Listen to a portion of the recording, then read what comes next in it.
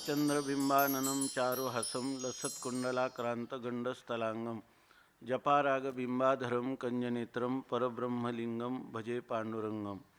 किरीटोज्ज्वलत्सर्वदिक्प्रान्तभागं सुरैरर्चितं दिव्यरत्नैरनर्घ्यैः त्रिभंगाकृतिं बर्हमाल्यावतंसं परब्रह्मलिङ्गं भजे पाण्डुरङ्गं। रुक्मिणी प्राणसंजीवन श्री पांडुरंग परमात्म्याच्या असीम अनुकंपेने आपण श्रीमन निवृत्तीनाथ श्रीगुरूंच्या आज्ञेवरून संत सम्राट भगवान ज्ञानोबाराय आपली दिव्य अलौकिक प्रातिभ अलौकिक अशी अनुभूती शब्दांच्या द्वारा श्रीगुरूंच्या पुढं आत्मनिवेदन रूपाने साकार करत असताना जे शब्द उमटले किंवा जे शब्द अभिव्यक्त झाले त्या शब्दांचाच धागा किंवा सूत्र धरून आपल्याला त्याच्या मूळ माऊलींना अभिप्रेत असणाऱ्या आशयापर्यंत पोहोचून तो आशय अर्थात तीच अर्थरूपता तीच स्वरूपस्थिती आपल्याला यथार्थ रीतीनं तिचा अधिगम व्हावा म्हणून आपण या अमृतानुभव नावाच्या दिव्य अलौकिक ग्रंथामध्ये आपली प्रवृत्ती झाली। त्यामध्येही त्या मूळ वयांचा आशय आपल्या बुद्धीवर यथार्थ आरूढ व्हावा यासाठी नित्यानंदैक्य दीपिका नित्य आनंद हे आपलं जे स्वरूप आहे त्या स्वरूपाला दाखवणारा एक दीपक या रूपाने श्री शिवकल्याण स्वामींची टीका आपल्यासमोर ठेवून आपण त्या शब्दाच्या आधाराने आपल्या स्वस्वरूपाचा वेध घेण्यासाठी यथाशक्ती यथामती प्रवृत्त झालो। आतापर्यंत आपण श्लोक पंचक प्रथम प्रकरण शिवशक्ती समावेशन आणि दुसरं प्रकरण जे सद्गुरुवंदना त्या सद्गुरुवंदनाच्या 58व्या ओवीपर्यंत आपण आलेलो आहोत आणि या ओवीमध्ये या प्रकरणामध्ये जवळजवळ हा परिसमाप्तीचा विषय किंवा परिसमाप्तीच्या दिशेने ह्या प्रकरणाची वाटचाल चालू आहे। तर त्यामध्ये बरोबर 58व्या क्रमांकाची ओवी आहे। का पूर्णते तरी आधारू सिंधू जैसा दुर्भरू तैसा विरुद्धा पाहुणेरू जयाच्या घरी। श्रीगुरूंचं स्वरूप जे आहे ते स्वरूप कसे आहे तर ते सांगतात का पूर्णते तरी आधारू सिंधू जैसा दुर्भरू तैसा विरुद्धा पाहुणेरू जयाच्या घरी। जैसा सिंधू दुर्भरू सिंधू पूर्णते तरी आधारू तैसा जयाच्या घरी विरुद्धा पाहुणेरू। अन्वयानुरूप अर्थ असा आहे की जैसा ज्याप्रमाणे सिंधू दुर्भरू सिंधू हा दुर्भर आहे ओव्या सांगा काय आहेत तर त्या ठिकाणी सिंधू म्हणजे समुद्र हा दुर्भर आहे म्हणजे अनेक प्रकारच्या नद्या जर त्याच्यामध्ये आल्या तरी तो भरून किंवा त्याची मर्यादा जी आहे ती टाकत नाही म्हणजे आणि तो तृप्त झाला असं होत नाही। किती नद्या आल्या तरी त्यांचं पाणी आपल्या पोटामध्ये घेतच राहतो म्हणून त्याला दुर्भर म्हणतात। जरी सरिता ओघ समस्त जरी सरिता ओघ समस्त परिपूर्ण होणी मिळत तरी अधिक नो हे ईशत मर्यादा न तरी अधिक नो हे ईशत मर्यादा न संडी अशा प्रकारची समुद्राची स्थिती आहे। तसा दुर्भर जरी असला तरी पूर्णते तरी आधारू परंतु एका बाजूला तो दुर्भर आहे म्हणजे अपूर्ण आहे। किती नद्या आल्या तरी तो कधी ओसंडून वाहत नाही। ईशत मर्यादा नसंडी थोडीसुद्धा मर्यादेचं उल्लंघन करत नाही। दुसरी पण एक काय तरी ग्रीष्मकाळी सरिता ना तरी ग्रीष्मकाळी सरिता शोषोनी जाती समजता तरी न्यून नव्हे पार्था समुद्र जायचा। उन्हाळ्यामध्ये सगळ्या नद्या आटून जातात पण समुद्राचे त्या ठिकाणी पाणी काही कमी होत नाही। समुद्र जसाच भरलेला असतो। वार्षे वेन सागरू जैसा जळे नित्य निर्भरू तैसा निरूपचारू संतोषी जो अशा प्रकारचा असतो। पूर्णतेला आधार म्हणावा तर तोच आहे कारण अपूर्ण म्हणावा तर नद्या आटल्या तरी त्या ठिकाणी त्याची पूर्णता कमी होत नाही आणि जर त्या ठिकाणी त्याला पूर्ण म्हणावा तर कितीही जरी नद्या आल्या तरीसुद्धा तो कधीही भरलेला आहे आणि तृप्त झालेला आहे असं कधी त्याच्या ठिकाणी दिसत नाही। तैसा विरुद्धा पाहुणेरू जयाच्या घरी त्याप्रमाणे विरुद्धा म्हणजे विरुद्ध असणाऱ्या दोन गोष्टी सत आणि असत त्या श्रीगुरूला सत म्हणावं की असत म्हणावं तर तो अनेक रूपाने झाला म्हणून त्याच्या ठिकाणी अनेकत्व आहे की एकत्व आहे असं जर आपण म्हणायला जावं तर त्या दोन्ही गोष्टीत विरुद्धा पाहुणेरू. जरी अनेकत्व आलं तर त्याचाही पाहुणेरू म्हणजे पाहुणचार करतो, आणि एकत्व आलं तरी त्याचाही पाहुणेर करतो, त्याचाही पाहुणचार करतो. एकत्व आणि अनेकत्व ह्या दोन परस्पर विरोधी गोष्टी आहे. जिथं एकत्व आहे तिथं अनेकत्व नाही, आणि अनेकत्व आहे तिथं एकत्व नाही. पण मात्र आमच्या श्रीगुरूंच्या घरामध्ये ह्या एकत्वाचा किंवा सदत्वाचा आणि असदत्वाचा आणि अनेकत्वाचा किंवा बहुत्वाचा दोन्हींचाही पाहुणचार त्याच्या घरी होतो. असे म्हणजे दोन परस्पर विरुद्ध गोष्टी एका अधिकरणात एका कालात राहू शकत नाही. पण आमच्या श्रीगुरूंच्या स्वरूपामध्ये एकत्व आणि अनेकत्व, सदत्व आणि अनेकत्व हे सर्व एकत्र राहतात. म्हणजे त्याच्या ठिकाणी जर चिंतनच करायचं झालं तर त्याच्या ठिकाणी अनेकत्व आले, कितीही अनेकत्व आले, जीवनभर कितीही मुमुक्षूंची संख्या त्याच्यासमोर आली तरी ती त्याला कमीच आहे की नाही. आणि कोणी एकही मुमुक्षू त्याच्यापुढे उपस्थित नाही झाला तरी त्याच्या पूर्णतेला कधी ओहोटी लागत नाही, त्याच्या पूर्णतेला कधीच ओहोटी लागत नाही. दोन परस्पर विरोधी गोष्टी आहे तरीसुद्धा हे त्याच्या स्वरूपात मध्ये मात्र अगदी सख्यपणाने दोन्ही गोष्टी नांदतात. नाथ महाराजांनी लिहिले, आता ओवीपाठ नाही पण त्यांनी लिहिले, जेव्हा जेव्हा आपल्याला कोणाला सांगण्याचा प्रसंग येईल त्यावेळेला आपण त्याच्याविषयी भगवंताचं गुणानुवाद किंवा नामानुवाद किंवा लीला संकीर्तन, स्वरूप संकीर्तन करीत राहो. आणि जर कोणीच मिळालं नाही ना तरी रिगावे मननाच्या ठाई, आपलं आपलं मनन करावं, निधिध्यासन करावं, आपलं आत्मचिंतन करावं. त्याच्यातही त्याची पूर्णताच आहे, त्याच्यामध्ये कोणत्याही प्रकारची अपूर्णता वाटत नाही. आणि किती आले तर कधीच तृप्त होत नाही. यारे यारे लहान थोर याती भलते नारी नर, करावा विचार न लगे चिंता कवनाशी. दोन्ही गोष्टी त्याच्या ठिकाणी असतात. म्हणून का पूर्णते तरी आधारू, सिंधू जैसा दुर्भरू, तैसा विरुद्धा पाहुणेरू दयाच्या घरी. तैसा जो पूर्णपणे पाहता धाती आयनी, तैसा जो पूर्णपणे पाहता धाती आयनी, एरवी तरी वाणी तोच ठाऊ. एरवी तरी वाणी तोची ठाव. या ज्ञानी पुरुषाकडे पूर्णतेच्या दृष्टिकोनातून जर पाहिलं तर पाहणाऱ्याची इच्छा पूर्ण होती. पूर्णपणे पाहता धाती आयनी, आणि वाणीचा म्हणजे कमतरतेचा विचार केला तर एरवी तरी वाणी तोच ठाऊ. सगळ्यात कमतरता कुठं असेल तर त्या स्वरूपाच्या ठिकाणी द्वैत सापेक्ष अद्वैत सुद्धा नाही, याच्या इतकं कमी कुठंच नाही. आणि याच्या इतकं किती वर्णन केलं तरी हा त्या वाणीला विषय होत नाही, आणि याचं किती वर्णन केलं तरी त्याचा स्वीकार पण त्याच्या ठिकाणी, कारण त्याच्याच अधिष्ठानावर ते वर्णन होत आहे. असंच ना. आणि मुमुक्ष येतील तर त्यांची पूर्णता होईल. आता याच्यावर टीका आहे, का पूर्णाहुनी पूर्ण सिंधू असे आपण, आणि नद्यादी साठवण तेथेची होय. पूर्णाहुनी पूर्ण, जगात जेवढ्या वस्तू पूर्ण आहेत पण पूर्णतेचं उदाहरण द्यायला समुद्रच आहे. पूर्णापेक्षाही हा पूर्ण आहे. सिंधू असे आपण समुद्र आहे, पूर्णापेक्षाही पूर्ण. आणि नद्यादी साठवण तेथेची होय. आणि सगळ्यात परिपूर्ण आहे तरीसुद्धा नद्यादिकांची साठवण त्या समुद्राच्याच उदरामध्ये होते.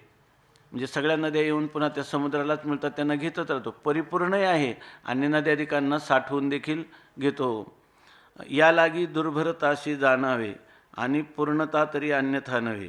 एवं हे विरुद्धता तरी सामावे सिंधूची माझी. असं आहे की दोन परस्पर विरुद्ध धर्म एका अधिकरणात एकाच कालात राहत असतील तर ते काय आहे, ते दोन्ही धर्म त्या अधिकरणाच्या ठिकाणी कल्पित असतात.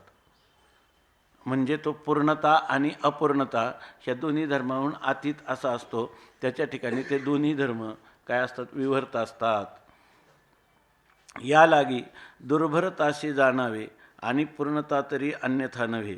एवं हे विरुद्धता तरी सामावे सिंधूची माझी. या लागी, या कारणाने. तर त्याला किती नद्या आल्या तर साठवतो, या लागी म्हणून दुर्भरताशी जाणावे. तो दुर्भर आहे म्हणजे काय, दुःखेनं काय भरतुम का बिभरतुम, दुःखाने ज्याचं भरण, म्हणजे किती कष्ट केले तरी त्याचं भरण आपण म्हणतो ना, करिता भरोवरी दुरावशी दुरी. तसं भरोवरी म्हणजे हाच दुर्भर शब्दाचा अर्थ आहे. भरोवरी म्हणजे वरी भरो, किती त्याच्यात भरा तरी तो अपुराच आहे. वरी भरो, पुन्हा भरतच राहा, तसा हा दुर्भर आहे. किती नद्या जरी त्याच्या ठिकाणी आल्या तरीसुद्धा तो परिपूर्ण होत नाही. आणि तसा पाहावा तर पूर्णापेक्षा पूर्ण समुद्रापेक्षा कोण आहे, अशी पण स्थिती आहे. आणि नद्या येतात घेऊनी जळाचे लोट, घेऊनी जळाचे लोट, आली या नदी आले या नदी नदाचे संघाट, करी वाढ पोट समुद्र जीवी. करी वाढ पोट समुद्र जीवी. याला म्हणायचं दुर्भर. त्याचं पोट किती मोठंच राहतं, त्याच्या पोटात कितीही सामावलं जातं.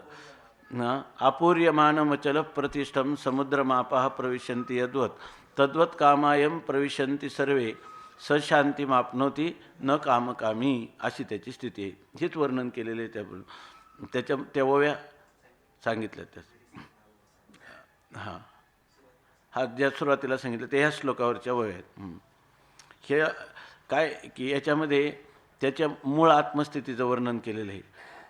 तो पूर्णपण आहे आणि अपूर्णपण आहे, आणि पूर्णता आणि अपूर्णताचा दोन्हीही आधार आहे असं सांगितलं ना याच्यामध्ये. हे एक फल आहे. आणि योगसूत्रामध्ये जी फलं सांगितलीत ती फलं तपस्येची फलं आहेत किंवा योग साधनेची फलं आहेत. तिथं असं सांगितलं की त्याच्याजवळ परस्पर विरोधी जे पदार्थ आहेत ना, ते पदार्थ त्याच्या ठिकाणी त्या समजा मुंगूस आणि सर्प यांचं वैर आहे, बरोबर आहे ना. जर अहिंसा प्रतिष्ठायाम तत्सन्निधौ वैरत्यागम ना, वैरत्याग. तर ज्या अहिंसा जर आपल्या जीवनामध्ये प्रतिष्ठित झाली तर आपल्या समोर येणाऱ्या लोकांच्या ठिकाणी त्यांचा परस्परामध्ये असणारा वैराचा त्याग होऊन मुंगूस आणि साप एकमेकाच्या गळ्यात गळा घालून खेळायला लागतात.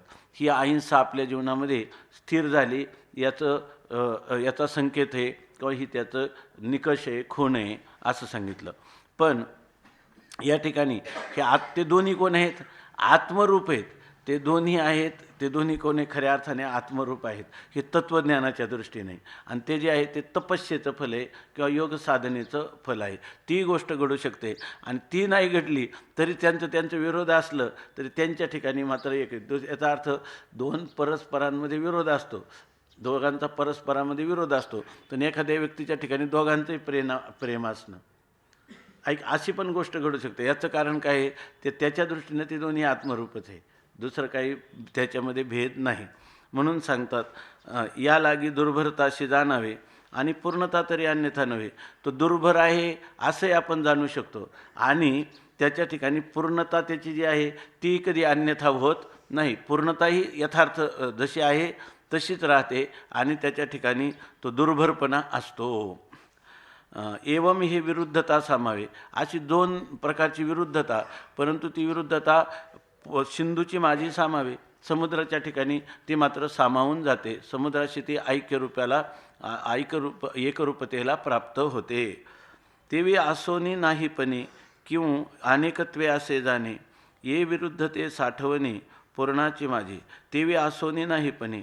त्यामुळे असलं म्हणजे जरी त्याच्या ठिकाणी अनेकत्व आपल्याला दिसलं तरी नाहीपणे ते अनेकत्व नाहीच आहे. त्याच्या मूळ स्वरूपात अनेकत्व आसोनी म्हणजे व्यवहारता अनेकत्व दिसत असलं तरी तत्वतः नाहीपणे, तत्वतः ते त्याच्या ठिकाणी नाहीच आहे. अनेकत्वे की अनेकत्वे असे जाणे किंवा तो अनेक आहे असे जाणे, ते म्हणतात आसोनी नाहीपणे तो आसून नसल्यासारखा आहे, किंवा अनेकत्वे असे जाणे किंवा तो अनेकत्व रूपाने तोच आहे. विश्वाकार होनिया ठेला आणि एकी एकटाची आसोनी एकला आहे की नाही. विश्वाकार होनिया ठेला जया परिव तैसाची गमला नंदनंदन हा आचोज अंबुलावो. अशा प्रकाराने की अनेकत्वे असे जाणे, आपल्याला भ्रमात पडतो की तो आसून नसल्यासारखा आहे का अनेकत्वाने तोच झालेला आहे. अनेकत्व असे जाणे, ये विरुद्ध ते साठवणे पूर्णाची माझी. ह्या दोन विरुद्ध गोष्टी आहेत, परंतु पूर्णाची माझी साठवणे त्या परिपूर्ण स्वरूपाच्या ठिकाणी त्या साठवल्या जातात. का जे अनेकता विलासताही अव्ययत्वा भंगू नाही, अनेकतेशी पाही स्वरूप मात्र एक. का जे अनेकता विलासत आहे, किंवा जी ही आपल्याला अनेकता दिसते त्या अनेकतेचा विलास म्हणजे विस्तार होत असताना दिसला, अनेकतेचा विकास होत असताना दिसला तरी अव्ययत्वा भंगू नाही, तरी त्याच्या अव्यय स्वरूपामध्ये न व्यती ती अव्यय. ज्याचा कधीच ऱ्हास नावाचा जो काही षड्भाव विकार आहे तो ज्याच्या ठिकाणी कधीच होत नाही, त्याचा नाश पण होत नाही, ज्याचा ऱ्हास पण होत नाही. म्हणजे ज्याच्या ठिकाणी हे झालं इथं अव्यय शब्दाने सगळे षड्भाव विकार त्याच्या ठिकाणी नाही. आस्तिरूप असणाऱ्या त्या ठिकाणी आस्तीसुद्धा विकार आस्तिरूप नाही. जो विकार कधी होईल? जायते, जर तो उत्पन्न झाला तर बरोबर ना, मग त्या ठिकाणी त्याच्या विकार उत्पन्न होऊन अस्तित्वात आला तर आस्ती विकार आहे त्याच्या ठिकाणी. पण आस्ती हे त्याचं नित्य अस्तित्व, हे त्याचं स्वरूपच असल्यामुळं त्या ठिकाणी कधीही त्याचा व्यय किंवा नाश होत नाही. तो अनादी अनंत अशा स्वरूपाचा आहे. म्हणून अव्ययत्वा भंगू नाही, त्याच्या अव्ययत्वाचा कधीही भंग होत नाही. अनेकतेशी पाही स्वरूप मात्र एक. आणि अनेकतेशी म्हणजे अनेकत्व दिसत असताना, दिसते काली देखील त्याचं त्याचं स्वरूप मात्र एकच स्वरूप मात्र केवळ स्वरूपानेच तो आहे. आणि आकाराचे झालेपणे जन्मधर्माते नेणे आकार लोपी निमने नाही कही. आकार लोपे निमने नाही कही. ऐसिया आपुलियाची सहजस्थिती ऐशिया आपुलियाची सहजस्थिती जया ब्रह्माची नित्यता असती तया नाम सुभद्रापती अध्यात्मगा. तया नाम सुभद्रापती अध्यात्मगा. अध्यात्म म्हणजे आत्मानं अधिकृत्य ना, आत्मस्वरूप हे अशा प्रकारचं आहे. आकार झाला म्हणजे त्याला जन्म नाही, आणि आकार गेला म्हणजे त्याचा नाश नाही, अशी त्याची नित्यता या स्वरूपाची आहे. असं त्याचं नित्यत्व अखंडित आहे. जे भासे भासमान याही ठाव नाही वस्तुविन तरी वस्तूचे पूर्णपण खंडले कैसे. आता त्या वस्तूचं पूर्णपण खंडित झालं असतं, पण जर त्या वस्तूच्या ठिकाणी उपाधी रूपाने किंवा विशेषण रूपाने, बरोबर ना, स्वतंत्र एखाद्या वस्तूने त्याला विशिष्ट किंवा सोपाधिक केलं असतं तर.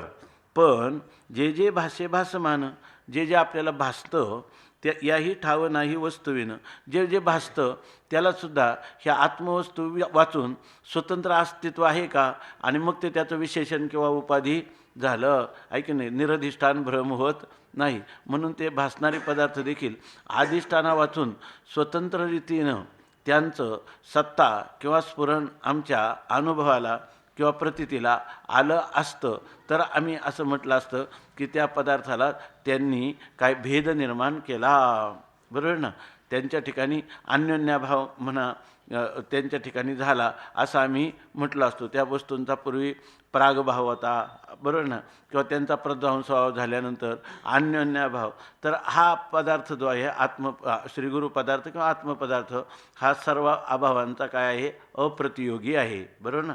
अप्रतियोगी असल्यामुळं जे भाषे भासमान याही ठाव नाही वस्तूविनं, त्या वस्तू वाचून त्याला स्वतंत्र स्थान किंवा त्याचं स्वतंत्र सत्ता असल्याचं आम्हाला कुठेही दिसून येत नाही.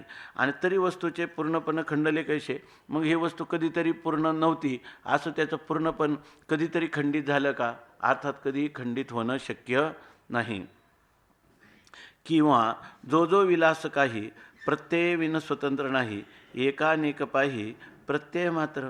किंवा जो विलास काही, जो काही विलास आहे म्हणजे जो काही ह्या तुम्हाला दिसणारा भासमान अशा प्रकारचा हा विश्वादिकांच्या रूपाने असणारा विस्तार आहे. तो विस्तार प्रत्ययविन स्वतंत्र नाही. किती विस्तार तुम्हाला दिसला तरी तो त्या प्रत्यय म्हणजे प्रतितीमात्र नेप्तिमात्र असणाऱ्या आत्मस्वरूपाहून कोणत्याही प्रकारचा भिन्न अशा प्रकारचं त्याचा प्रत्यय नाही. उलट तिथं काय आहे, फक्त तुम्ही जे दाखवाल तिथं काय आहे, फक्त ज्ञानच आहे, सगळं ज्ञानच आहे. म्हणून या ठिकाणी त्याला तर काही प्रत्ययविन स्वतंत्र नाही. प्रत्यया वाचून दिसणारा तुम्हाला हा जो मायेचा किंवा माईक पदार्थांचा विस्तार आहे तो विस्तार स्वतंत्र रीतीनं कधीही अधिष्ठान आत्म्या सत्ते वाचून तो तुम्हाला प्रत्ययाला येत नाही स्वतंत्र रीतीनं. एकानेक पाही प्रत्यय मात्र. त्यामुळे असं म्हणावं लागतं की जेव्हा अनेकत्वाची प्रतीती नाही तेव्हा प्रत्यय मात्र एकच आहे, आणि जेव्हा तुम्हाला अनेकत्वाची प्रतीती येते त्याही काळी तो एकमात्र प्रत्यय आपलं एक प्रत्यय मात्रच आहे. त्या प्रत्ययाशी जरी हानी तरी एकानेकते येथे काही आता वाचार म्हणची जरी पाही तरी विरुद्ध काहीसे. या त्या प्रत्ययाची जरी नाही, ह्या ग्रंथाचं जर मनुष्य वारंवार, हा एक आपला जीवन ग्रंथ आहे म्हणून हा एकटाच ग्रंथ जर आपल्या ओराशी बाळगेल आणि ह्याच आपलं हे आहे की नाही आपल्या जीवनाचा स्थायी भाव करील, तर त्या माणसाला ते जसं त्यांनी लिहिलं की नाथ महाराजांनी लिहिले, जर मनुष्य संसारामध्ये जेवढा कष्ट करतो तेवढाच कष्ट जर ह्या ग्रंथाच्यासाठी परमार्थामध्ये करील तर त्याला परब्रह्म तत्वता खेळणे होय. द्रव्यालागी भावार्थता जैसे कष्टती सर्वथा, द्रव्यालागी भावार्थता जैसे कष्टती सर्वथा, तैशाची जरी कोणी कष्टे परमार्था तै परब्रह्म तत्वता खेळणे होय, असं त्या सांगितलं. तर त्याच्या हातातलं खेळणं होईल. त्याला अजातवाद म्हणजे अवघड गोष्ट नाही वाटणार. त्याला सगळ्या जगात सोपं काय असेल तर फक्त अजातवाद आहे, कारण काही करायचंच नाही, आहे की नाही, जाणायचं सुद्धा नाही, भावना पण करायची नाही, क्रिया पण करायची नाही, स्वतःसिद्ध स्वयंप्रकाश स्वसंवेद्य निरतिशय व्यापक, आहे की नाही, आणि केवळ प्रत्यय मात्र न्यप्ती मात्र असं मी आहे ते. फक्त ह्या ओव्या सगळ्या ओव्या त्याने आपल्या स्वस्वरूपाकडे लावाव्यात आपले. त्याच्यासाठी मुमुक्षू जरी असला तर तो एवढ्याच योग्यतेचा मुक्त होईल, आहे की नाही. आणि जर मुक्त असला तर त्याच्या आनंदाला फक्त आनंद ओसंडून वाहणारा आनंद काय आहे हे फक्त त्याच्या अनुभूतीला येईल. दुसरं काही त्याने दुःख शोधायचं शोधलं ठरवलं तरी काही लोक जे म्हणतात ना, का हो ह्याची स्वामी महाराज नेहमी म्हणायचे की ह्या दुःखाची संगती काय. अहो दुःख कुठे आहे, दुःख नाहीच आहे ना. मला कधी कधी वाटतं की ही जर टीका स्वामी महाराजांच्या याच्यामध्ये जर आली असती तर स्वामी महाराजांनी काय त्याचा आनंद घेतला असता, किती वेगळ्याच प्रकारचं काय त्यांना हे वाटलं. त्यांच्या जीवनात अमृतानुभव ही फार मोठी गोष्ट होती. पण ते नेहमी विचारायचे, सांगा दुःखाची संगती सांगा तुम्ही इथं, आणि त्यासाठी ते खूप रागावून बोलायचे. पण खऱ्या वस्तुस्थितीत आपण जर पाहिलं तर दुःख आहे कुठं तिथं. अजातवादामध्ये दुःखाची संगती लावायचा विषय विवर्तवादात आहे, अजातवादात संगती नाही. अजातवाद ही अव्यवहार्य स्थिती आहे आणि ती कायमचीच अव्यवहार्य आहे की नाही. बरं, व्यवहारात आली तरी त्याची अव्यवहार्यता अभंगच आहे की नाही, त्याची अव्यवहार्यता अभंगच आहे. अशा प्रकारची स्थिती आहे. म्हणून म्हणतात एकानेक पाही प्रत्यय मात्र. आता या प्रत्ययाची जरी हानी नाही, जरी या प्रतीतीला म्हणजे या स्थितीला नित्य सिद्ध असणाऱ्या स्थितीला जर हानी होत नसेल तर तिथं कधीच हानी होत नाही. मग तिथं त्याला एकत्वाचाही परिणाम होत नाही आणि अनेकत्वाचाही परिणाम होत नाही. अशी जर ती स्थिती असेल तर एकानेकते येथे काही, इथं कसले एक आणि कसले अनेक हा सुद्धा विचार नाही, बहुविधतेचा विचार नाही, त्याबरोबर एकतेचा पण विचार नाही. तुम्ही म्हणाल मग एकानेकाचा बाद झाल्यावर केवलाचा विचार आहे. केवलाच्या ठिकाणी केवलाचाही विचार नाही, केवलाच्या ठिकाणी कैवल्याचाही विचार नाही, कैवल्य प्राप्त पुरुषाच्या ठिकाणी कैवल्याचा पण विचार नाही, आहे की नाही. तुम्ही आम्ही म्हणायचं कैवल्याचा पुतळा प्रगटला भूतळा, चैतन्याचा जिव्हाळा ज्ञानोबा माझा, असं आपण म्हणायचं. ते म्हणतील तुम्ही काय जी कल्पना कराल ते. तुम्ही म्हणताना साधकांचा मायबाप आहेच आहे की नाही, दरुशने हरी ताप आहेच आहे की नाही, सर्वाभूती सुखरूप ज्ञानोबा माझा. परंतु खरी त्यांची सुखरूपताच आहे, आणि खरी सुखरूपता प्राप्त झाली का हे सगळं होतं. खरी सुखरूपता प्राप्त झाली तर त्याच्यामध्ये हे सगळेच आहे. ही स्तुती ज्ञानोबारायांची नाही, ही तुमची आमची स्तुती आहे की नाही. जर पाहिलं तर ही स्तुती काय वेगळेपणाने, उलट मनुष्याला लज्जास्पद वाटेल की हे काय एक वेगळं करून आपण ही स्तुती करतो, आहे की नाही. वेगळं करण्याची गरजच नाही. ही स्तुती कोणाची आहे, सगळी ही पुराणं उपनिषद सगळी भाट कोणाची झालेली आहेत, त्या महापुरुषाची भाट झालेली आहे. आत्मस्थितीला प्राप्त झालेल्या महापुरुषाची भाटीव ते करतात. म्हणे तरी एकानेक तेथे काही, एक आणि अनेक तिथं आहेच कुठं. आता वाचारंभनाची पायी, अहो म्हणे ते वाचारंभन आहे. मग वाचारंभन आहे तरी विरुद्ध कायचे. वाचारंभन गोष्ट काही अधिष्ठानाला विरोध करत असते का, कधी द्वैत निर्माण करते का, कधी लाभहानी निर्माण करते का. यत्र यत आद्यस काय यत्र यत आद्यासा तत्कृतेन गुणेन अनुमात्रमपि न सनत संबध्यते ना, ते न संबध्यते, अनुमात्र देखील त्याचा संबंध होत नाही. काय ह्या विचारात आहे ना आपण रात्रंदिवस राहू, पण आपल्याला ह्या विचारापासून प्राप्त होणारं जे फल आहे ना ते फलच खरं फल आहे. याच्याशिवाय जीवनामध्ये दुसरं महान फल असूच शकत नाही, एवढी आपल्या बुद्धीच्या ठिकाणी दृढ धारणा झालेली नाही. म्हणून आपल्या ठिकाणी म्हणजे मुमुक्षुत्वाची म्हणजे वास्तविक मुमुक्षुत्वाची थोडी उणीव आहे. म्हणून या ठिकाणी ह्या सिद्धांताला किंवा ह्या अनुभूतीला आपण कवळ घालू शकत नाही.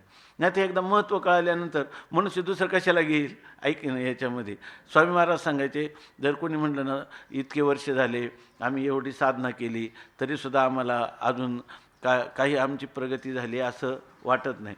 स्वामी महाराज उदाहरण द्यायचे, दगड किती दिवस पाण्यात असला म्हणजे बोट चपा होतो, असंच काहीतरी असलं पाहिजे, ऐके नाही.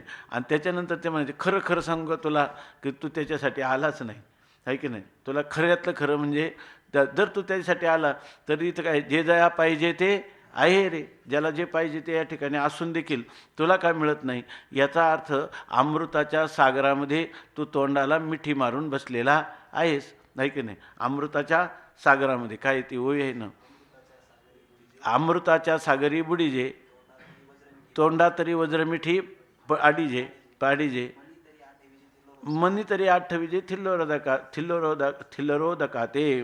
आणि मनामध्ये काय डबक्यातल्या पाण्याची आठवण करत बसतो. तसं तुझ्या पुढं अनेक प्रकारचे विषय आनंदाला कारण होतील असंही वाटतं. आणि या ठिकाणी चिडिया दो न बने अमृतानुभवात तर थोडं सुद्धा चालणार नाही. जेवढं न्यूनता असले तर तुमचा दाना जो पक्षाने टिपला आणि पुढचा दाना घ्यायला गेला तर पहिला गळणारच, आहे की नाही. तसे त्याला दोन दाणे एका वेळेला गिळता येणार नाही. म्हणून बरं, याला काही शिक्षण पाहिजे का? याला फार मोठा शास्त्राभ्यास पाहिजे का? ज्ञानेश्वर महाराजांना काहीच अभिप्रेत नाही. फक्त तुमच्या स्वरूप स्थितीचं दिग्दर्शन करायला माऊली म्हणतात, मलाही काही श्रम नाही आणि त्याचं ग्रहण करायला किंवा त्याचं बुद्धीवर आरूढ करायला तुम्हालाही काही श्रम नाही. कारण या 800 वयाचा तर प्रश्न आहे. 800 वयामध्ये एवढं तुम्हाला परिपूर्ण करून ठेवणार आहे. आणि हे सगळं माझ्या श्रीगुरुकृपेचं हे फल आहे. त्यामुळे ज्ञानोबारायांना काय वाटत नाही. ज्ञानोबाराय स्वतःकडे त्याचं कर्तृत्व थोडंसुद्धा घ्यायला तयार नाही. जर पाण्यावरची मखरी असं त्याला म्हणतात, पाण्यावर काढलेलं मगराचं चित्र आहे असं माझ्या ग्रंथाकडं पहा, अशा म्हणणाऱ्या ज्ञानोबारायांना त्याचा कुठला तरी अभिनिवेश आहे का? थोडा तरी त्यांना जाणीव तरी का अमृतानुभव नावाचा ग्रंथ ह्या माध्यमातून तयार झाला, हे सुद्धा त्यांना जाणीव नको वाटते. याचीसुद्धा ज्ञानेश्वर महाराजांना अडचण वाटते, आहे की नाही. खऱ्या आपल्या सुखरूपतेला प्रतिबंध वाटतो आणि कोणालाही वाटावा. अशाच प्रकारचं जर त्याची अजातवादामध्ये त्याच्या स्थिती व्हायची असेल तर, आहे की नाही, तर दुसरा काही त्याला पर्याय नाही. त्या प्रत्ययाची जरी हानी नाही तरी तेथे एकानेक काही. आता वाचारंभणाची जरी पाही तरी विरुद्ध काहीशे, म्हणून एकपण न मोडे आणि अनेकताही घडे. हे विरुद्धपरी विरुद्धता न घडे चिन्मात्र तो. आता तिथं एकपणही मोडत नाही आणि अनेकताही होते. असं जर तुम्ही म्हणाल, असं दोन कसं घडेल? तर हे विरुद्ध, हे दोन्ही गोष्टी विरुद्ध आहे. एकच गोष्टी एक पदार्थ एक असला तर अनेक होणार नाही, अनेक असला तर एक होणार नाही. हे विरुद्ध परिविरुद्धता न घडे, परंतु त्या ठिकाणी कोणतीच विरुद्धता घडत नाही. कारण काय आहे, ज्यांना तुम्ही विरुद्ध असं म्हणता ना, ते चिन्मात्रत्वे, ते सगळे काय आहे, चिन्मात्रच आहे. मग केवळ चिन्मात्राच्या ठिकाणी दुसरा चिन्मात्राच्या ठिकाणी अचिन्मात्र नाही, सन्मात्राच्या ठिकाणी असन्मात्र नाही, आहे की नाही. आनंदाच्या ठिकाणी आनंदमात्राच्या ठिकाणी सुखमात्राच्या ठिकाणी दुःख नाही आणि केवळ अद्वैताच्या ठिकाणी द्वैत नाही. अशा प्रकारचं असल्यामुळे आहे काय, सगळंच चिन्मात्र आहे. चिन्मात्र म्हणण्याने काय आलं, सन्मात्र आनंद अद्वय मात्रत्व त्या ठिकाणी आलंच, आहे की नाही. ते त्याचं उपलक्षणच आहे किंवा ते सच्चिद आनंद हे त्याचे धर्म नसून ते त्याचे काय आहे, स्वरूप आहे. ही गोष्ट जर आपण मनी मानसी कायमची कोरून ठेवली दगडावरच्या रेगेसारखी, तर सगळं काय आहे, चिन्मात्रच आहे. म्हणून म्हणतात की हे विरुद्ध परिविरुद्धता न घडे चिन्मात्रत्वे. हे जरी विरुद्ध असलं तरी सुद्धा, बरोबर ना, चिन्मात्रत्व आहे असं कळलं तर हे विरुद्ध असो किंवा विरुद्ध नसो, आपल्या झोपेला काय प्रतिबंध आहे त्याच्यामध्ये. हे विरुद्ध परिविरुद्धता न घडे चिन्मात्रत्वे एवं नावेक आकार भासे. तर हे मध्ये बोललेलं मी बरळल्यासारखं झालं बरं का, त्याचं लक्ष नसलं, मी झोपलो म्हणून झालं, तुमच्या झोपेसाठी नाही म्हटलं. एवं नावेक आकार भासे, कारण महात्मे ते ऐकायला तयार नाहीत. ते ऐकायला जागे नाही तर आता काय करायचं. एवं नावेक आकार भासे तो आत्मत्वेची समरसे येणे अपूर्ण दशे आत्मा नये. आता सांगतात की एवं नावेक आकार भासे, हा जो आकार भासतो तो सुद्धा कसा भासतो, क्षणभर भासणारा आकार आहे. तो आत्मत्वेची समरसे आणि तो भासणारा आकार कुठं जातो, तो आकार आत्मत्वामध्येच एकरूप होऊन जातो. कारण आकाराचा विचार करायला गेला तर आकार राहत नाही, तिथं काय दिसतं, चिन्मात्रत्वाची प्रतीती येते. येणे अपूर्ण दशे आत्मा नये. आकार आला म्हणून आत्मा काय अपूर्ण होत नाही, कारण त्या अपूर्णाचा शोध घ्यायला गेलं तर तिथं काय दिसतंय, पूर्ण असं चिन्मात्र स्वरूप दिसतं. त्यामुळं आत्मा अपूर्ण दशे नये. त्यामुळं आत्मा हा कधीच अपूर्ण स्थितीला प्राप्त होत नाही. किंवा शिष्य आणि गुरुत्व एकेरूपी हे शोभत, हे विरुद्ध परी न मोडत एकपण ज्याचे. किंवा शिष्य आणि गुरु हे एकेरूपी शोभतं. शिष्यत्वही कुठे आहे, आत्मस्वरूपावर. गुरुत्वही कुठे आहे, आत्मस्वरूपावर. आणि हे दोन्ही गुरुत्व आणि शिष्यत्व हे दोन परस्पर विरुद्ध धर्म आहे. आणि असं असलं तरी विरुद्ध परी न मोडत ज्याचे एकपण, ज्याचा एकपणा ते दिसायला आपाततः विरुद्ध वाटत असले तरीसुद्धा त्यांचं ज्ञान, जर आपल्याला यथार्थ ज्ञान त्यांच्या स्वरूपाचं झालं आणि अधिष्ठानाचं यथार्थ ज्ञान झालं तर त्याचं एकपण जे आहे ते कधीही मोडत नाही, भंगत नाही. हेची आता विशेषण रवी दृष्टांते करून उपपादिले जाण तेही ऐक.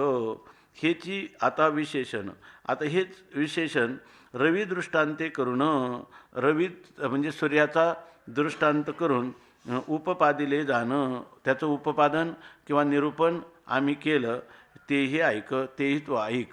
आता रवी दृष्टांताने जरी हे गुरु शिष्य हे परस्पर विरोधी धर्म असले तरी एका श्रीगुरु रूपी आत्मतत्वरूपी श्रीगुरूंच्या ठिकाणी कसे एकत्वाने नांदतात याविषयी आता सूर्याचा दृष्टांत देतात. तो असा आहे 59वी. तेजातमाते काही परस्परे निके नाही, परी सूर्याच्या ठाई सूर्यची असे.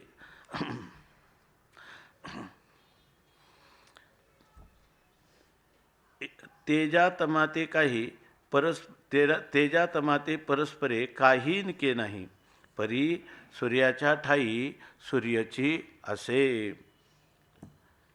तेज म्हणजे दीप्ती प्रकाश आणि तम म्हणजे अंधकार, ह्या दोघांचं परस्परे काही निके नाही. त्या दोघांचं काही निक म्हणजे खरं नाही, खरं नाही म्हणजे बरं नाही, बरं नाही म्हणजे परस्परामध्ये सोयरीक किंवा परस्परामध्ये त्यांचं सख्य संबंध कोणत्याच प्रकारचा नाही. अंधकार आणि प्रकाश कधीच एकमेकाच्या समोर येत नाही, ऐकी नाही, परस्परे निके नाही. परंतु हे दोन्ही परी सूर्याच्या ठाई सूर्याचे असे, हे दोघांचं काहीच खरं नाही. पण सूर्याच्या ठिकाणी कोण आहे, सूर्य आहे. म्हणजे ज्या सूर्याच्या ठिकाणी अंधकार आणि प्रकाश, बरोबर ना, हे दोन्ही धर्म हे केवळ सूर्य आहे म्हणून तुम्हाला प्रतीतीला येतात. अंधकार आणि प्रकाशाचा व्यवहार हा केवळ सूर्यामुळे येतो आणि ते अंधकार आणि प्रकाश हे परस्पराच्या अत्यंत विरुद्ध आहेत, बरोबर ना. आणि सूर्याच्या ठिकाणी पाहिले तर ते दोन्हीही नाहीत, परंतु प्रकाश आणि अंधकार हा सगळा व्यवहार सूर्या वाचून होत नाही. म्हणून या ठिकाणी आणि सूर्याला विचारलं तर सूर्याला सूर्याशी अंधकारू काही झाला होता गोचरू, त्याला तर अंधकार कधीच झाला नव्हता. पण त्याला तमारी हा डगरू आलाच की, त्याला तमारी म्हणजे तमाचा आरी म्हणजे शत्रू, असं त्याच्यावर डगरू म्हणजे आळ किंवा प्रसिद्धी त्याला प्राप्त झालीच की नाही. बरं, त्याला जर म्हटलं की का हो तुमच्यावर हा अंधकार, तुम्हाला अंधकाराचा शत्रू म्हणतात, हा तुमच्यावर आळ आला, तुम्ही तर काय आहे प्रकाशरूप आहात, आहे की नाही, तुमच्या ठिकाणी अंधकार कधीच नाही, तुमच्या ठिकाणी प्रकाश आहे, तेव्हा तुम्ही प्रकाशाचे मित्र आहात. तो म्हणतो प्रकाश काय कुठून आणला, अंधकार नाही तर त्या सापेक्ष असणारा प्रकाश पण त्याला माहीत नाही. असा नित्य प्रकाशरूप असणारा, स्वयंप्रकाशरूप असणारा, जसं उदाहरण म्हणून या ठिकाणी आपण रवीचा किंवा सूर्याचा दृष्टांत देतो. हे दोन्ही कुणामुळं राहिले, कोणाच्या अधिष्ठानावर झाले? सूर्याच्याच अधिष्ठानावर झाले. त्याच्याच अधिष्ठानावर भासले, बरोबर ना. पण ज्या अधिष्ठानावर भासले त्याच ठिकाणी त्यांचा त्रैकालिक अत्यंत अभाव आहे. स्वभाव अधिकरणे भासमानत्वम मिथ्यात्वम, आहे की नाही. का रात्री आणि दिव का रात्री आणि दिव हा तवची द्वैत भाव जवन रिगीजे गाव गबस्ती जवन रिगीजे गाव गबस्तीचा. जोपर्यंत रात्री आणि दिवस आपल्या निवाडा करण्यासाठी सूर्याजवळ गेली नाही तोपर्यंतच रात्र आणि दिवस हा व्यवहार आहे. ती जर सूर्याजवळ गेली तर तिथं ना रात्री ना दिवस अशा प्रकारची स्थिती आहे. तीच गोष्ट आता टीकाकार सांगतात. तम तेज विरुद्धता सूर्यतवनेने सर्वथा तो आपली प्रकाशता आपणची असे. तम आणि तेज, अंधकार आणि प्रकाश यांच्यामध्ये विरुद्धता आहे. पण यांच्यामध्ये असणारा हा विरोध सूर्यतवनेने सर्वथा, सूर्य कधीच या ठिकाणी जाणू शकत नाही. तो आपुली प्रकाशता आपणच असो, तो आपल्या स्वयंप्रकाशत्वाने आपणच आपल्या स्थानी आहे. त्याला हे दोन्ही माहीतसुद्धा नाही.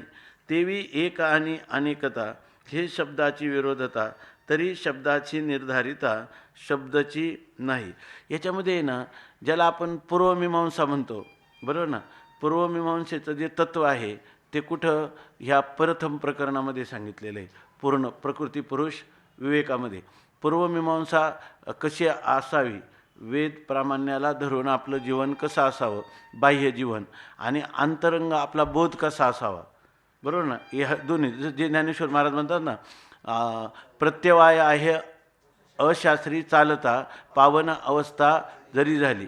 याचं जे काही सामंजस्य आहे ते सामंजस्याचा जर विचार केला आणि एखाद्याने केवळ एवढंच आपल्याला लागणारं जेवढं काही कर्माचरण आहे ते कर्माचरण कसं असावं एवढंच जरी घेतलं, आणि नीतिशास्त्र किंवा व्यवहारशास्त्र आणि पूर्वमीमांसा, चांगलं बघा, ह्या दोन्हीमध्ये जर तुम्ही असं समजलं की ह्या अमृतानुभवाचं फक्त एवढंच पाहायचं, इतकंच नाही तर धन्यो गृहस्थाश्रम हा असं म्हटलेलं आहे. तर कसं काय गृहस्थाश्रमात धन्यता कशी प्राप्त होईल, तर केवळ ह्या पहिल्या 64 वेळा जर आपण पाहिल्या तर त्यात देतात. त्याचं वास्तवता कसं, ती साधना कशी करावी हे ज्ञानोबा यांनी ह्या पहिल्या प्रकरणात सांगितलं. दुसरं जे प्रकरण आहे याच्यामध्ये देव आणि भक्त किंवा गुरु आणि शिष्य यांच्यामधला असणारा, बरोबर ना, यांच्यामध्ये असणारा स्नेहाचं अतूट नातं कसं असावं हे सांगण्यासाठी, आणि ते तत्त्वज्ञानावर अधिष्ठित. पहिलंही जे काही कर्मानुष्ठान आहे ते सुद्धा तत्त्वज्ञानावर तत्त्वज्ञानावर अधिष्ठित असणारं कर्म किंवा उपासना यांचं वास्तव स्वरूप किती गंभीर, किती उदात्त, किती वस्तुनिष्ठ आणि किती स्नेहमय आहे हे सगळं ज्ञानोबरायांनी या ठिकाणी दाखवून दिलेलं आहे. याच्या परवा एक जण आले होते, तेव्हा की आमच्या लग्नाला 50 वर्ष झाली म्हणून आम्हाला वाढदिवस करायचा, तो आळंदीमध्ये करायचा, मोठ्या प्रमाणात करायचा, चांगली गोष्ट आहे.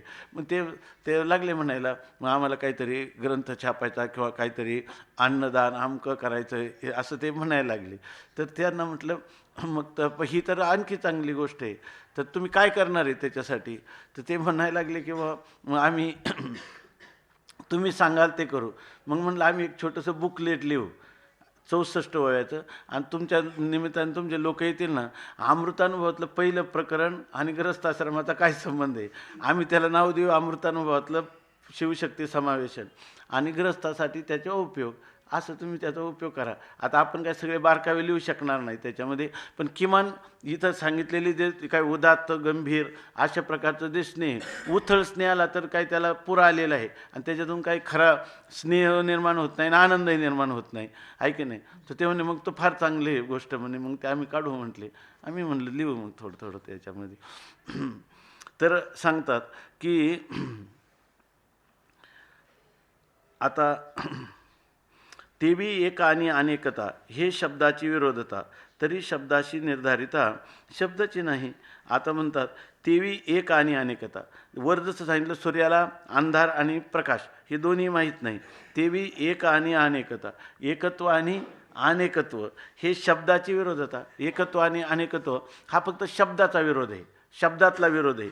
शब्दाशी निर्धारिता, पण त्या शब्दाचा निश्चय करायला गेलं की ह्या शब्दाला नेमकं म्हणायचं आहे काय, अशा प्रकारचं जर त्याचा निर्धारण निश्चय करू गेले तर शब्दाची नाही, तिच्या ठिकाणी शब्द सिद्ध होत नाही. आहाच बोलाची वाली फेडीजे आणि ब्रह्माची याची अंगा घडीजे.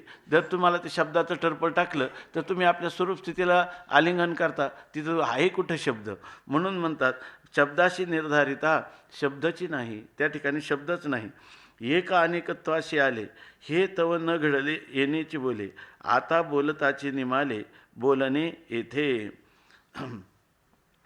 माणसाचा जरी स्वामी महाराज सांगायचे, माणसाला जरी संसार सुखायचा करायचा झाला ना तर तुकाराम महाराजांसारखा संसार जो आहे तो अध्यात्मदृष्टीने संपन्न असला तरी बाह्य दृष्टीनं त्याच्यामध्ये भरपूर विक्षेप निर्माण होतो, आहे की नाही. आणि तोच संसार जर गिरजाताई नाथ महाराजांसारखा असला तर त्याच्यामध्ये आतही आनंद आहे आणि काय आहे, बाहेरही आनंद आहे. नाथ महाराजांच्या घरी स्वामी महाराज सांगायचे पाहुणे आले, पावसाळा चालू होता आणि पावसाळ्यातच रात्रीचं आले आणि त्यांनी सांगितलं की आम्हाला भूक लागली. आता रात्री 12 वाजता आले तर नेमकं त्या ठिकाणी नाथ महाराजांनी गिरजाताईंना बोलावलं, सांगितलं होईल का एवढे लोक आले तर रात्री. आता ते ग्रस्ताच्या सत्कारासाठीच त्यांचा ग्रस्ताश्रम होता. त्यांनी सांगितलं होईल आणि लगेच सुरू केलं स्वयंपाक त्याच्यामध्ये.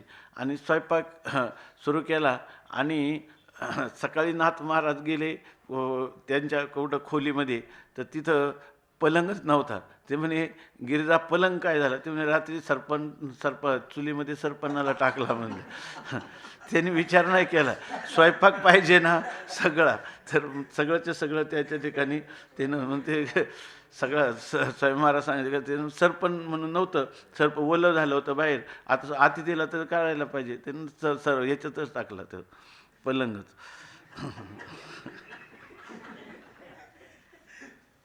मग ह्या संसारात कशाला दुःख होईल, ऐकेन. तेवी एक आणि अनेकता हे शब्दाची विरोधता, तरी शब्दाशी निर्धारिता शब्दाची नाही. एक अनेकत्वाशी आले हे तव न घडे येणेचे बोले, आता बोलतची निमाले बोलणे येथे. एक अनेकत्वाशी आले, जे एक होतं ना तेच अनेकत्वाला प्राप्त झालं. एकत्वात बाधा न येता हे तव न घडे येण्याची बोले, हे फक्त हे एक अनेकत्वाला प्राप्त झालं एवढं बोलण्याने हे काही न घडे, हे घडतच नाही. आता बोलताची, आणि आम्ही जे बोललो ना मग ते बोलणं काय, बोलताचे निमाले बोलणं येते. बोलत असताना बोलणं निमालं, बोलणं काय झालं, नाहीसं झालं आणि त्याचा फक्त अर्थच उरला, बरोबर ना. त्याच्या पुढं जाऊन बोलायचं झालं तर त्या बोलण्याचा अर्थ फक्त आत्मरूपानेच उरला, त्या बोलण्याचा अर्थ अवाच्य आत्मरूपानेच उरला, केवलत्वानेच उरला, असं ते बोलणं आहे. हे काही दुसरं बोलणं नाही.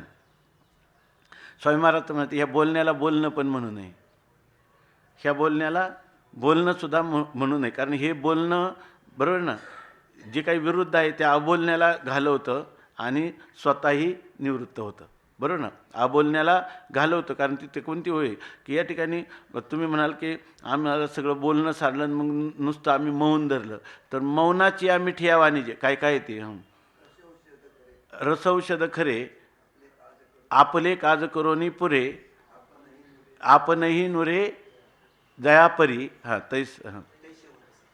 तैसे होत, आपणही नुरे जयापरी तैसे होतसे, कैसे होतसे.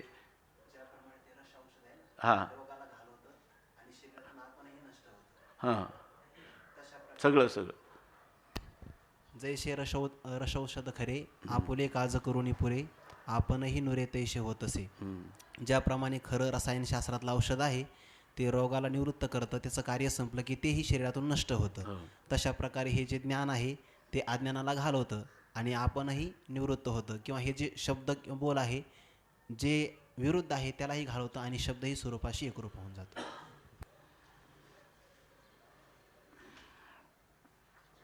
ना तरी अर्थे शब्द प्रकाशिला, मग अर्थ अर्थत्वे व्यक्त झाला, एवं अर्थची विलासला शब्दरूपे.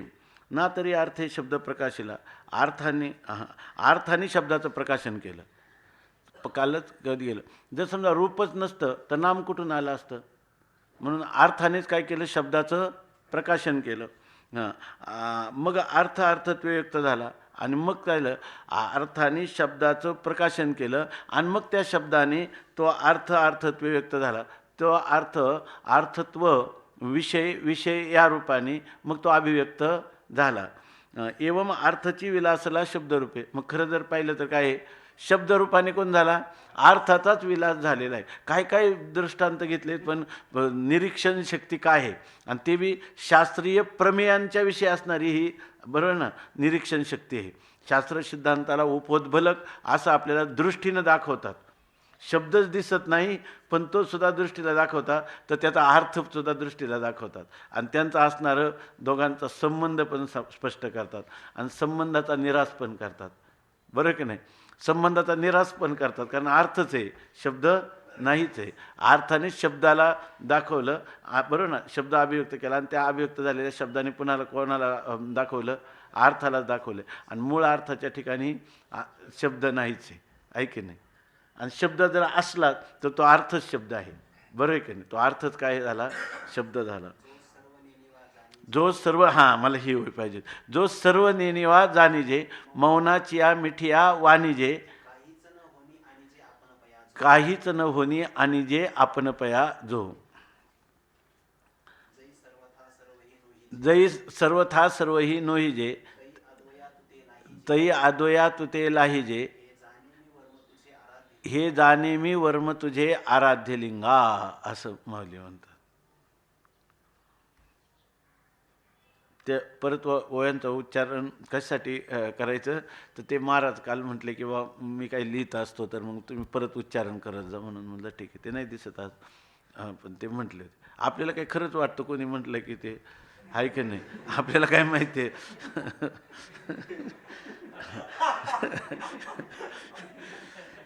ना तरी अर्थे शब्द प्रकाशिला, मग अर्थत्वे व्यक्त झाला.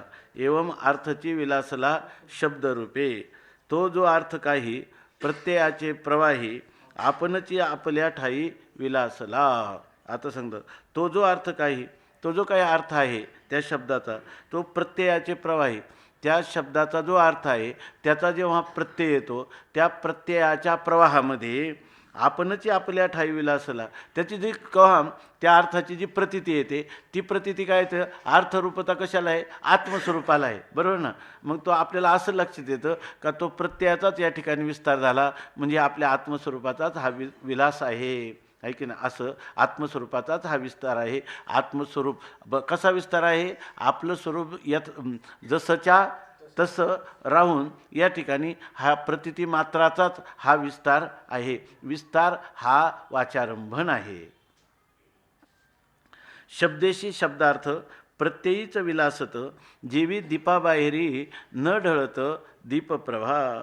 शब्देशी शब्दार्थ, त्या शब्दासहित शब्दाचा अर्थ तो प्रत्ययीच विलासत, तो त्याचा विस्तार कुठं होतो, आपल्या प्रत्यय मात्राच्या ठिकाणी, आत्मतत्वाच्याच ठिकाणी त्याचा विलास होतो. जेवी दीपाबाहेरी न ढळतं दीपप्रभा.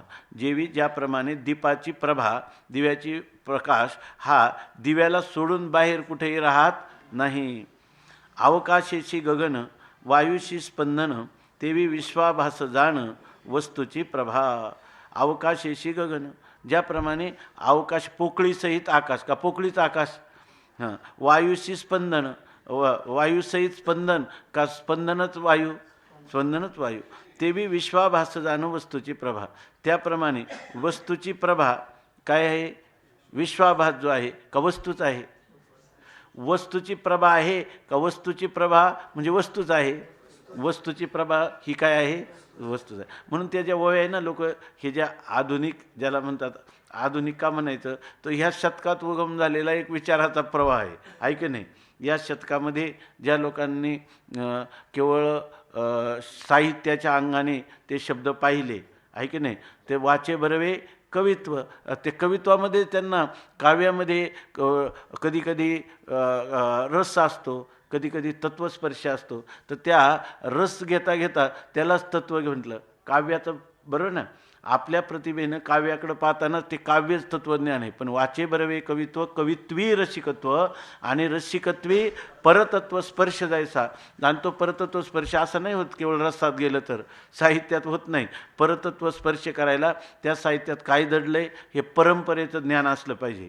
हे संप्रदाय पुरस्सर जर ज्ञान असेल तरच त्या ठिकाणी हे घडेल. आणि त्यामुळे याला काय म्हणायचं, आधुनिक अशा प्रकारचा हा चिद्विलासाचा भाग आहे की ज्याला कुठल्याही प्रकारचं अधिष्ठान नाही आहे, की बिनबुडाचा आहे की नाही. आणि हा चिद्विलासच आहे, परंतु हा काय अधिष्ठान मात्र वैदिक परंपरेचं यथार्थ अनुभूतीचं स्पष्टीकरण करणारा हा चिद्विलास. याला चिद्विलासाचं म्हणायचं नाही, पण शब्द आलाय म्हणून लोक म्हणतील. हे खरं काय आहे, हा आपण त्या दिवसांनी हा आहे चिद्वाद.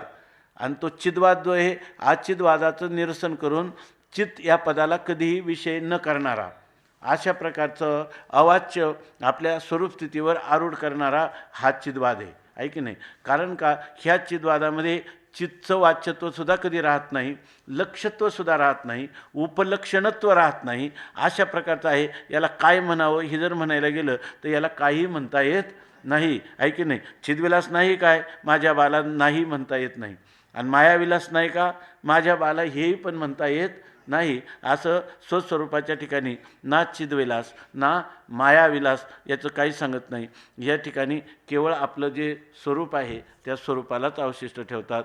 त्या स्वरूपाला विषय व्हायला कोणी राहत नाही आणि त्याला विषय करायला कोणी राहत नाही. आणि याला जाणणारा त्याच्याहून भिन्न राहत नाही, आहे की नाही. अशा प्रकारची जी अनिद्रुक तादृक काही बाही अशा प्रकारची ही स्थिती ज्ञानोबरायांनी हे आपल्या श्रीगुरूंच्या पुढे निवेदन करून मानव जातीला कायमची बहुतरण्यासाठी इतकी विशेष नाव करून ठेवलेली आहे की जगामध्ये याला कोणता, मला तर वाटतं याला पर्याय पण नाही.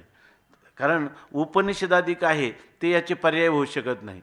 कारण उपनिषदाधिकांना भाष्य, वार्तिकांत आणि अस्मद गुरु परंपरापर्यंत अनेक गोष्टींचं साह्य घेऊन त्याला तिथपर्यंत जाता येईल. परंतु हे खरे ते जे सांगत होते ना स्वामी महाराज, हे काय आहे, नो हया, आहे की नाही. नो हया हे उघडं अनावृत्त तत्वाचं ज्ञान शब्दाच्या द्वारा त्यांनी सांगितलेलं आहे. तेने आबाल सुबोधे ओवी येचेनी प्रबंधे ब्रह्मरस स्वादे अक्षरे गुंथिली. पुन्हा म्हणा, येणे आबाल सुबोधे ओवियेचेनी प्रबंधे ब्रह्मरस स्वादे अक्षरे गुंफिली. अशा प्रकारचं हे आहे. तैसे या अक्षरा भेटती गा गाभारा ते ओघू जैसे सागरा आत आले. ह्या अक्षरांना भेटताना जसे ओघ समुद्रामध्ये यावा तसं आपण सगळे त्या आत्मस्वरूप रूपी समुद्राशी समरस होऊन जाऊ. अशा प्रकारचं माऊलींनी ही शब्दरचना ओवीबद्ध केलेली आहे. म्हणोनी ज्ञानदेव म्हणे,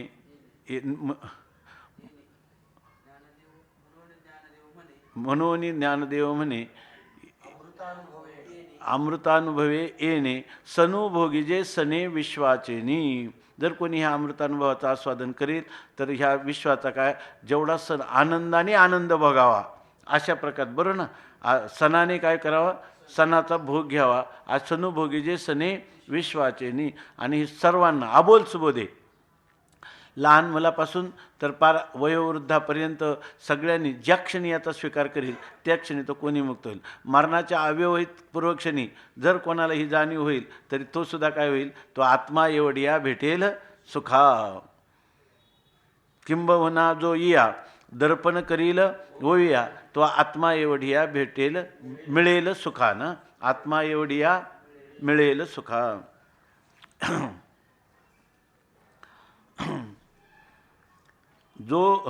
तो जो विश्वाभासू केवळ नामरूपाचा आभासू, त्या रूपाचा विलासू नाम मात्री.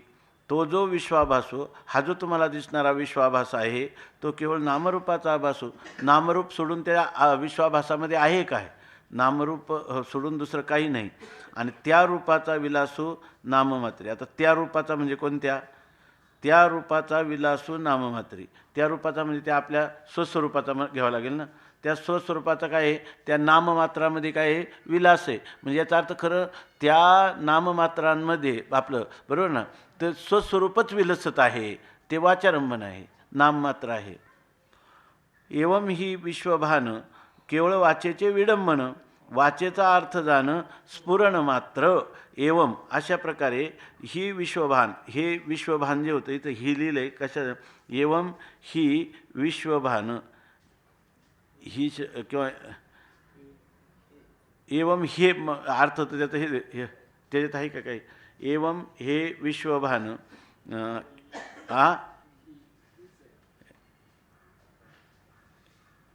किंवा किंवा असं करावं लागेल, ते संस्कृत जरी शब्द असला एवम ही एक करायचं, एवम ही अशा प्रकारे ही, म्हणजे अशा प्रकार असला तरी असं घ्यावं, ते चांगले आहेत.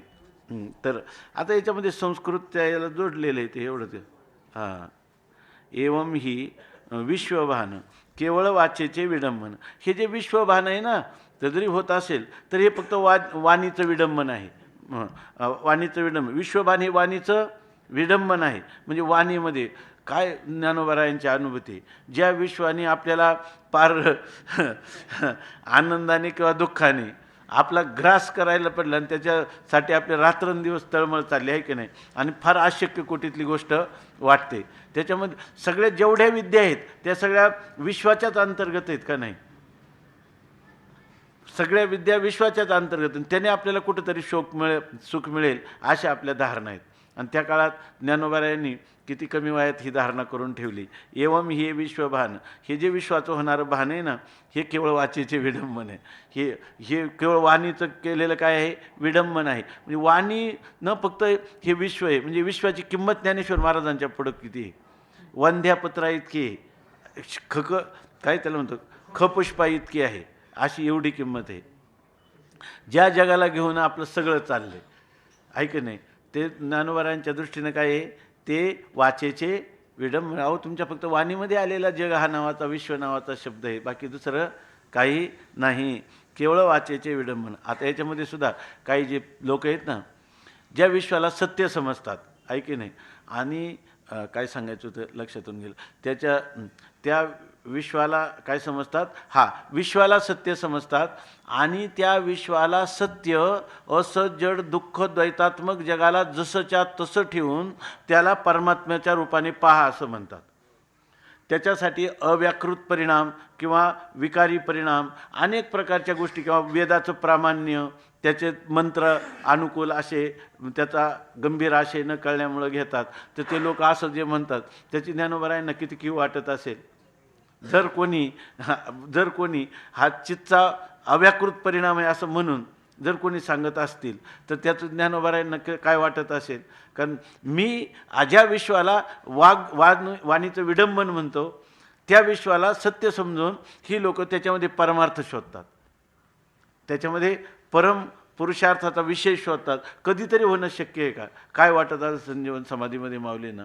म्हणून माऊली संजीवन समाधीमध्ये का राहिली, तर असे जे जीव आहेत, तुका म्हणे आईशे आहेत गा हरी, आणि याही तारी जे जीवाशी.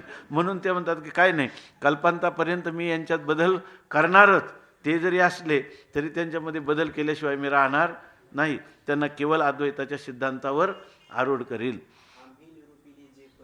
आम्ही निरूपिली जे परी, मूळ डाळांची उजरी, ते वांझेची घरवरी लेकुरे जैशी. असं माऊलीनं स्वतः सांगून ठेवलं बरं, ऐक नाही. आणि ते म्हणतात की माऊलींचं तत्वज्ञान वेगळंच आहे, ऐक नाही, माऊलींचं काही वेगळंच आहे. शैली वेगळी म्हणा, प्रतिपाद्य वेगळं आहे असं नाही. कारण ते म्हणतात वेद प्रतिपाद्या असं ते म्हणतात. अवकाशेची गगन, एवम ही विश्वभान केवळ वाचेचे विडंबन, वाचेचा अर्थ जाणं स्फुरण मात्र. त्या वाचेचा अर्थ मात्र काय आहे, स्फुरण मात्र, ज्ञप्ती मात्र असा त्याचा अर्थ आहे. ते जे स्फुरण काही केवळ प्रत्यय मात्रची पाही, त्या प्रत्ययाच्या ठाई अवघेची मिथ्या. ते जे स्फुरण आहे ते केवळ काय आहे, ते स्फुरण म्हणजे कोणतं, जगताविषयी होणारं जे तुम्हाला स्फुरण आहे ते स्फुरण केवळ प्रत्यय मात्रचे. ते स्फुरण म्हणजे काय आहे, फक्त स्फुरद रूपता आहे, दुसरं काही नाही. जग त्याच्यात नाहीच आहे. त्या प्रत्ययाच्या ठाई अवघेची मिथ्या. आणि जरी तुम्हाला ते जग भासलं तर त्या मूलभूत असणाऱ्या, बरोबर ना, आत्ममात्र प्रत्ययाच्या ठिकाणी ते सर्व जग कसं आहे, मिथ्या आहे. आयशे प्रत्यय सागरी, सागरत्वेची उठेल. काय आहे लोकांना आहे ना, की हे जे शब्दस्पर्शादी पंचविषय आहेत, ह्याद्वारा होणारा जो आनंदाचा भोग आहे तो भोग न सोडता, बरोबर ना, तो भोग न सोडता या ठिकाणी कधीतरी सुख मिळेल अशा प्रकारची जी भ्रमात्मक धारणा आहे. त्यामुळं हे अनेक संप्रदाय वेगवेगळे उत्पन्न झाले. आणि आपल्याला सुद्धा वाटतं, काही लोक म्हणतात ना, तुमच्यात फार नियम, माळ घातल्यावर हे करायचं नाही, ते करायचं असं. आमच्या तिथं काहीच नाही, आम्हाला कोणताच नियम नाही. असं मग तिकडे जाण्याची प्रवृत्ती ही काही खालारा धावे पाणी, भ्रमरपुष्पाचे घाणी आणि नाना सुटला सांजवणी वत्सचे पा. आज सगळ्याच लोकांची ठिकाणी का किंवा तुकाराम महाराजांचा अभंग आहे की या ठिकाणी जसं खालारा धावे पाणी, तसं मनाची ते सोय इंद्रियांचे मनाची ते ओढी का इंद्रियांचे सोयी आणि नाही, मनाची ते सोयी इंद्रियांचे ओढी आणि पतनाची जोडी वरी हवं असं, बरोबर ना. तर त्या ठिकाणी मनाचा स्वभाव आहे की त्या ठिकाणी खालारा धावे हां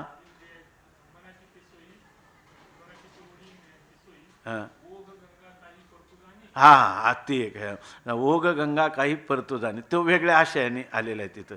म्हणजे एकदा त्या मनाला त्याची आवड लागल्यानंतर जसं गंगा परतत नाही त्याप्रमाणे परमात्म्याची त्याला गोडी लागली का ते परत माघारी फिरत नाही असं आहे ते.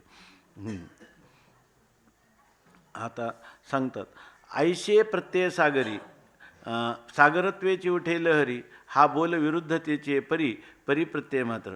आयशे प्रत्यय सागरी, अशा प्रतीतिरूपी समुद्रामध्ये सागरत्वेची उठे लहरी, त्या ठिकाणी सागरत्वा राहून त्या ठिकाणी लहरी उठतात. कुठं? त्या प्रतीतिरूपी सागरामध्ये, त्या प्रतीतिरूपी सागरत्वाच्या बरोबर ना मध्ये लहरी उठे, लहरी पण निर्माण होतात. परंतु हा बोल विरुद्धतेचे परी, त्या ठिकाणी हा बोल काय आहे? विरुद्धतेचे परी, म्हणजे विरुद्धतेचा प्रकार आहे की समुद्रावर लहर उठते का परिप्रत्यय मात्र. म्हणजे प्रत्यय सागरात अनेक जरी प्रत्यय आले म्हणजे त्या प्रत्ययाने घटपटाधिकांना किंवा सुखदुःखांना किंवा ज्ञान अज्ञानाला विषय केलं तर तो सगळा काय आहे? प्रत्यय मात्रच आहे. तसं या ठिकाणी पाण्याची लहर म्हणजे कोण आहे? पाणी. पाण्यावरच पाणी त्या ठिकाणी काय आहे? भासत आहे, बरोबर ना. पाण्यावरच पाणी विलसत आहे. काय तो आपण नेहमी म्हणतो ती ऐक्याचे मुदल न डळे आणि साजरेपणाचा लाभू तरी मिळे, तरी स्वतरंगाची मुकळे तुरंबोका पाणी, अशा प्रकारची स्थिती आहे. आता एकपण जरी संचले तरी अनेकत्व कासे या म्हणितले, एकपण नाही भंगले तरी कैचे आले अनेकत्व. आता एकपण जरी संचले, हा जो हे ना, हा सांगण्याचा जो ओघ आहे किंवा त्यांची जी सरणी आहे, ती सरणी जर पाहिली आणि आपण रमण महर्षींचं वाङ्मय पाहिलं, त्या काय नाव आहे त्याचं, रमण महर्षीचे बातचीत, हे त्यांचं आहे, टॉक्स विथ रमण महर्षी असं एक इंग्लिशमध्ये हिंदीमध्ये पण त्याचा अनुवाद झालेला आहे. आणि दुसरी गोष्ट काय सांगायचं होतं मग, भाषाशैली म्हणण्यापेक्षा समजून सांगण्याची जी पद्धती आहे ना, ती पद्धती ह्या टीकाकारांची नित्यानंद लहरीमध्ये ती पद्धती म्हणजे एकच. त्यांचं काय होतं, तुम्हाला कोणत्याही प्रश्नाचं उत्तर म्हणलं का मी कोण आहे ह्या प्रश्नाचं उत्तर शोधा, सगळ्या प्रश्नाचे उत्तर. सगळा ग्रंथ भरला आहे, त्या मोठा ग्रंथ आहे ज्ञानेश्वरी एवढा, पण त्याच्यामध्ये सगळ्या ठिकाणी एकच बाण आहे त्यांचा. तसा हा एक बाण आहे माऊलींचा. आईशी काय आलं, आता एकपण जरी संचले तरी अनेकत्व कसं या म्हणतले. एकपण संचलेलं म्हणजे विद्यमान असणारं एकपणच आहे, तर अनेकत्व कसं आहे म्हणते. अनेकत्व कशाला म्हणता तुम्ही? एकत्व जर संचलेलं म्हणजे नित्यसिद्ध विद्यमान असणारं जे एकत्व केवलत्व आहे, तर तुम्ही अनेकत्व कशाला म्हणता? एकपण नाही भंगले तरी कैसे आले अनेकत्व. जर त्याच्या एकपणात भंगच झाला नाही तर तो अनेक झाला असं तरी तुम्ही कशाला म्हणता? ऐक, आज शंका येईल का नाही? हे निरुत्तरा उत्तरी बोली जेल ते अवधारी, गहन सोपे परी सांगितले जे. आता म्हणतात की आता हा शंका कसे, म्हणजे टीकाकारांच्या दृष्टीनं सुद्धा तिला फार महत्त्व दिलं गेलं. ते म्हणतात की काय एकपण जरी संचले अनेकत्व कसं आहे म्हणितले, जर त्याचं नित्य विद्यमान एकत्वच आहे, अभंगच आहे, अकाट्यच आहे, ते अनेकत्वाला कधी प्राप्तच होत नाही, अशी जर स्थिती असेल तर एकपण नाही भंगले तरी कैचे आले अनेकत्व. एक पण भंगलच नाही तर त्या ठिकाणी अनेकत्व येईलच काय. आणि अनेकत्व आलंच नाही तर त्या अनेकत्वामध्ये एकत्व कसं अनुष्ठित आहे, किंबहुना अनेकत्व नाही एकत्वच आहे असा तुमचा बोलण्याचा प्रयत्न करण्याची तरी गरजच काय आहे, असं जर कोणी म्हणेल, बरोबर आहे ना. असं जर, कारण त्यांना जेव्हा अनेकत्व दिसतं त्याच्यातही एकत्व कसं अनुष्ठित आहे हे वारंवार ग्रंथकारांनी सांगितलेलं आहे. म्हणून त्या ठिकाणी म्हणतात हे निरुत्तरा, हे तुम्हाला असं वाटतं की आता ह्या प्रश्नाचं उत्तर करता येणार नाही, परंतु निरुत्तरा उत्तरी बोली जेलं. असं निरुत्तर म्हणजे याचं उत्तर देणं हे अत्यंत कठीण आहे किंवा अशक्य आहे असं कोणी म्हणेल तर उत्तरी बोली जेलं, आम्ही त्याचं उत्तर देऊन हे आता सांगणार आहे की जर एक पण अखंडित आहे तर अनेकत्व आहे त्याच्या ठिकाणी, आणि त्या अनेकत्वामध्ये तेच अनुष्ठित आहे. ही अनेकत्व मानण्याची तरी काय गरज आहे की नाही. तुम्ही तर हे पण प्रतिपादन करतात त्याच्यामध्ये एकत्व असलं तरी त्याचं अबाधितत्व आहे, अनेकत्व आलं तरी त्याचं एकत्व अबाधित आहे. हे प्रतिपादन तुम्ही कशाला करता, बरोबर ना. असं जर तुम्ही म्हणाल आणि आम्हाला निरुत्तर कराल तर आम्ही निरुत्तर होणार नाही. उत्तरी बोली जेल, हे उत्तर आम्ही सांगेल. अहो म्हणे मग आता हे उत्तर तर गहन, हे उत्तर तर फारच कठीण असेल याच्याविषयीचं स्पष्टीकरण. ते म्हणतात गहन असू द्या परी सोपे सांगितले जे, पण आम्ही तुम्हाला अत्यंत सोपं अशा प्रकारे सांगणार. आम्ही सांगितल्यावर तुमच्या लक्षात येईल की एक म्हणता भेदे ते की नानात्वे नांदे, विरुद्ध या अपनया विरुद्धे होतील काही.